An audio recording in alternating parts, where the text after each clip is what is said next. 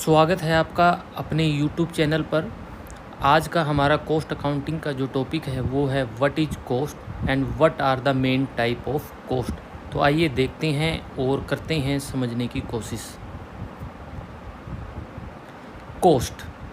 Cost means the total amount of money spend to produce a product और to provide a service. यानी कि जब हम कोई प्रोडक्ट को मैन्युफैक्चर करते हैं या हम कोई सर्विस प्रोवाइड करते हैं तो उसके ऊपर जो हमारा टोटल खर्चा आता है वो हमारी कॉस्ट कहलाती है। आइए इसे एक सिंपल से एग्जांपल में हम समझने की कोशिश करते हैं। हम मान के चलते हैं कि हमारी एक बेकरी की शॉप है और हम क्या करते हैं, वहाँ पर केक बनाते हैं। तो इस केक को बनाने के लिए हमारी क्या कॉस्ट होगी और किस किस टाइप की वो कॉस्ट रहेगी, तो आइए अब इसको समझते हैं। अब जो बेकरी है, बेकरी के अंदर हम क्या बना रहे हैं, हम एक केक बना रहे हैं।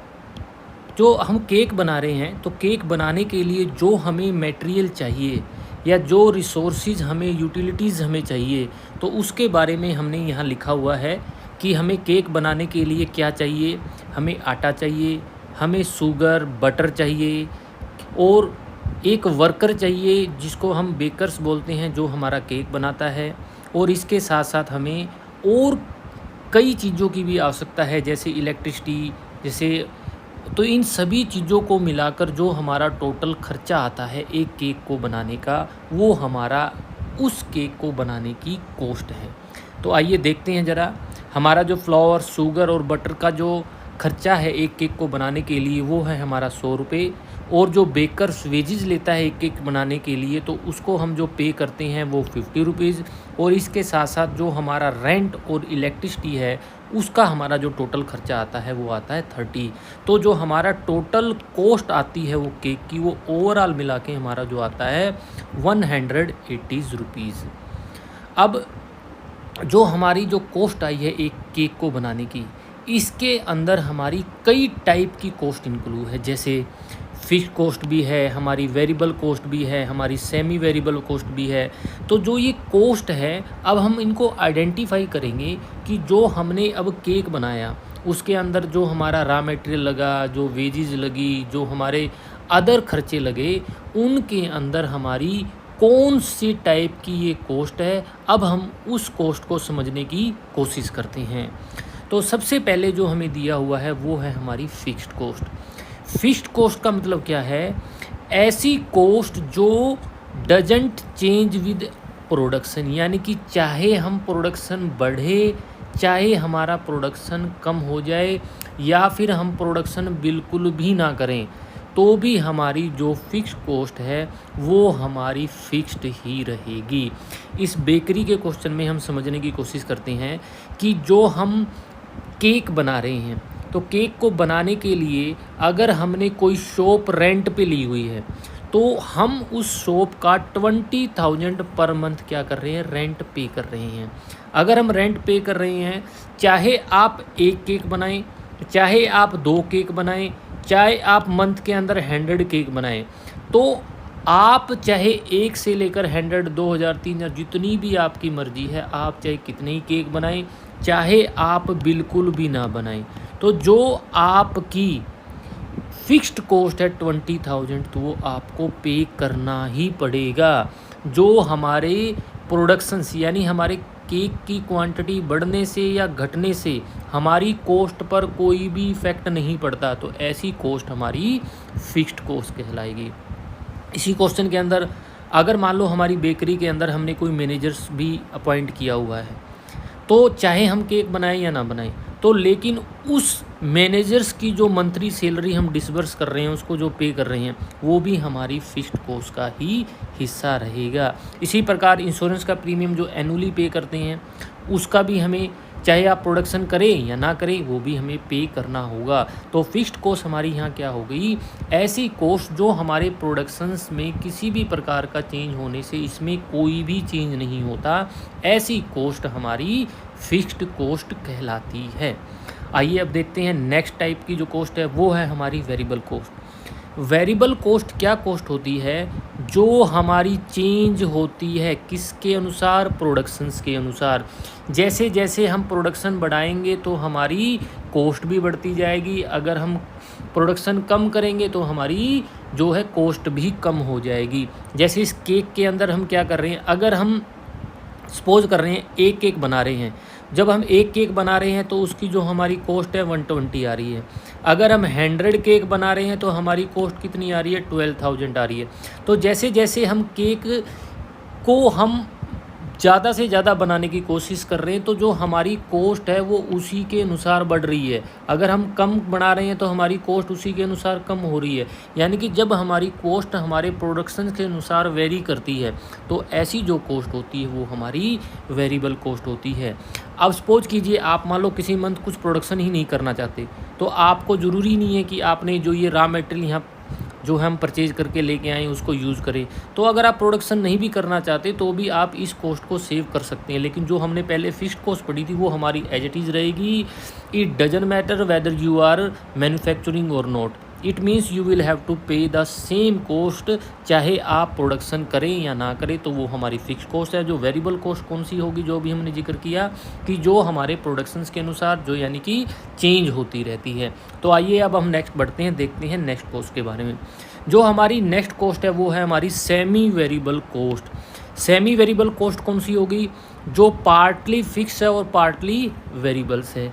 कैसे है? जैसे हमारे इलेक्ट्रिसिटी का जो बिल आता होता है, चाहे आप इलेक्ट्रिसिटी यूज़ करें या ना करें, वो क्या करते हैं, मिनिमम चार्जेस जो हैं वो आपको हर बार पे ही करना पड़ेगा, चाहे आप इलेक्ट्रिसिटी यूज़ करें ना करें।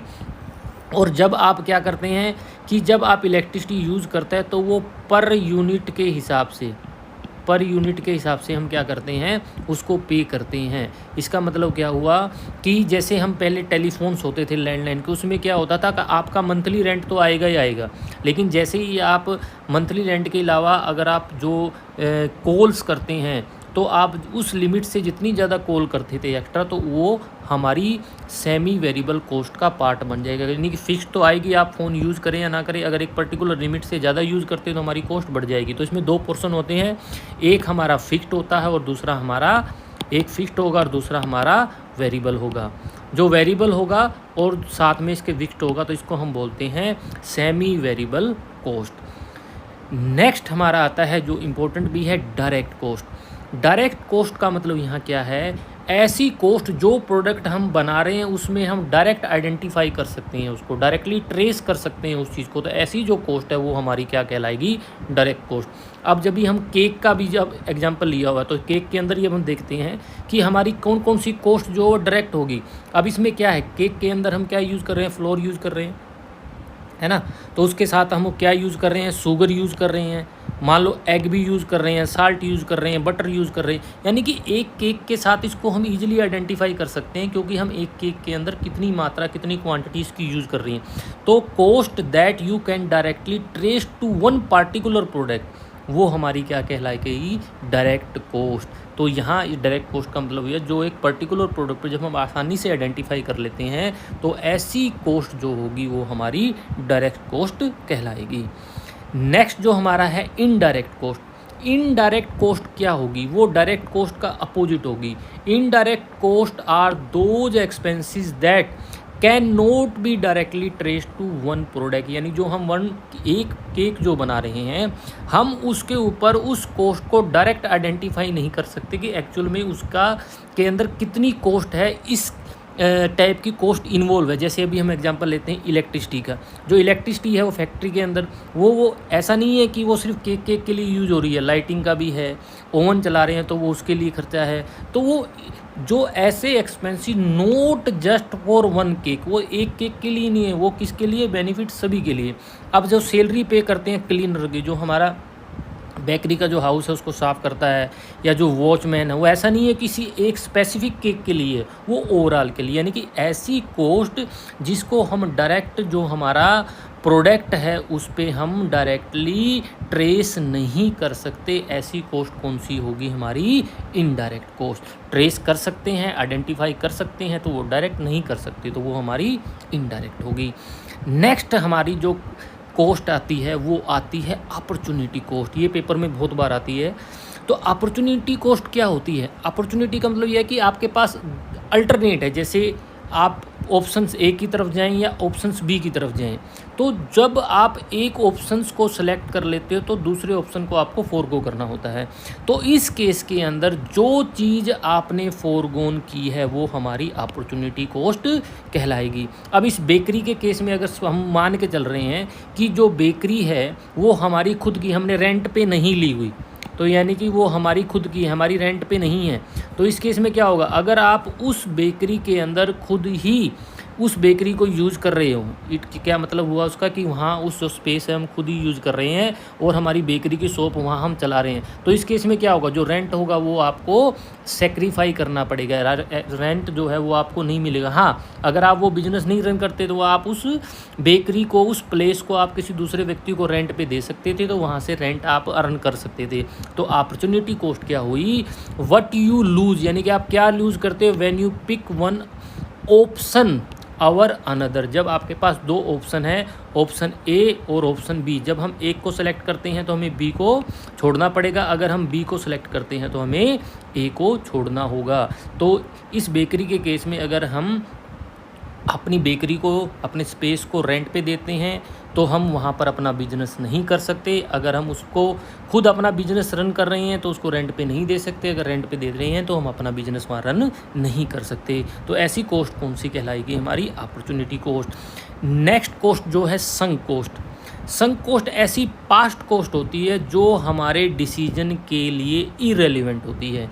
जैसे a sunk cost is a cost that has already been incurred and can not be recovered, यानी कि ऐसी कॉस्ट जो हमारी पास्ट कॉस्ट है और जिसका कोई मतलब ही नहीं है हमारे किसी टाइप के डिसीजन में, ना ही उसको हम रिकवर कर सकते हैं।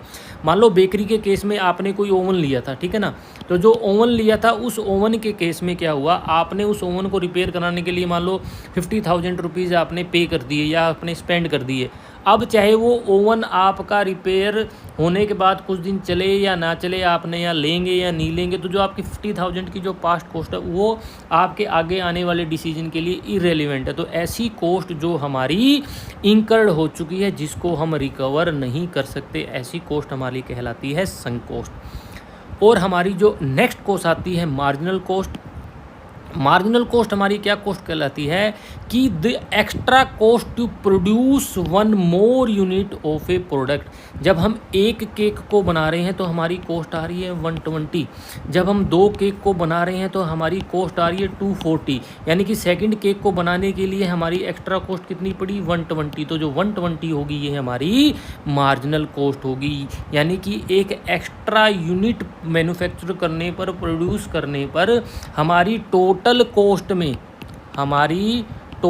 कॉस्ट में जो चेंज आता है वो हमारी क्या कहलाती है, मार्जिनल कॉस्ट। यानी कि पहले 1 यूनिट मैन्युफैक्चर कर रहे थे 120 कॉस्ट आ रही थी, अब हम 2 यूनिट कर रहे हैं तो 240, कितना चेंज आया, 120, ये हमारी क्या कहलाएगी, मार्जिनल कॉस्ट। उसके बाद नेक्स्ट आता है कंट्रोलेबल कॉस्ट। कंट्रोलेबल कॉस्ट कौन सी होगी, जैसे इसके नाम से ही पता है, ऐसी कॉस्ट जिसको हम कंट्रोल कर सकते हैं डायरेक्टली। जैसे अब इस बेकरी के केस में जो हमने एग्जांपल लिया तो उसमें हम देखते हैं तो हमारी कंट्रोलेबल कॉस्ट कौन सी होगी भी, जो हम मान लो पहले से जो हम कोई रॉ मटेरियल खरीद रहे थे, जैसे कि बटर वगैरह ले रहे हैं या आप कोई और जो इंग्रेडिएंट्स उसमें यूज होते हैं वो हम पहले काफ़ी कॉस्टली लेते थे, तो अब हम कंट्रोल कर सकते हैं। हो सकता है हमें कहीं से चीप मिल जाए तो हम वहाँ से हम बाय कर सकते हैं। पैकेजिंग है हमारी, हम पैकेजिंग को थोड़ा चीप कर सकते हैं। हमारे जो वर्किंग आवर थे, मान लेते हैं पहले 9 से 5 थे, हम 9 से अब 6 कर लेते हैं। तो ऐसे कॉस्ट जिसको हम क्या कर सकते हैं, अपने हिसाब से डायरेक्टली कंट्रोल कर सकते हैं या चेंज कर सकते हैं, ऐसी कॉस्ट हमारी कंट्रोलेबल कॉस्ट होगी। और इसके अपोजिट अनकंट्रोलेबल कॉस्ट हमारी कौन सी कॉस्ट होगी, जो हमारे हाथ में नहीं होती। तो ऐसी कॉस्ट हमारी जिसको हम ना तो कंट्रोल कर सकते हैं ना ही चेंज कर सकते हैं, वो कॉस्ट कौन सी होती है, अनकंट्रोलेबल कॉस्ट। जैसे मान लो आप कोई प्रोडक्ट खरीदे, सरकार ने उसके ऊपर टैक्स ज़्यादा बढ़ा दिया है ना, इलेक्ट्रिसिटी के रेट है, सरकार ने मान लो पहले 7 रुपीज़ थे अब 9 रुपीज़ कर दिया, आपके हाथ में नहीं है। गैस है, गैस के प्राइस एकदम हाइक हो गई, तो ये चीज़ हमारे हाथ में नहीं है। ऐसी कॉस्ट जो हम कंट्रोल नहीं कर सकते डायरेक्टली, तो ऐसी कॉस्ट हमारी क्या कहलाएगी, अनकंट्रोलेबल कॉस्ट। अब हमने कुछ एक एग्जाम्पल्स लिए हैं जिससे आपको आसानी हो सके समझने में कि ये जो खर्चा है ये हमारी एक्चुअल में किस टाइप की कॉस्ट है।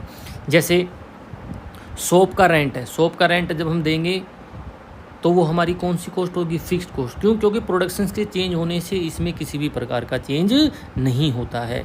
इंग्रेडिएंट्स है उसके अंदर जो प्रयोग करते हैं वो हमारी वेरिएबल कॉस्ट है ना। वेरिएबल कॉस्ट क्यों है? जब हमें ज़रूरत होगी तो हम उसी के अनुसार इसको चेंज कर सकते हैं।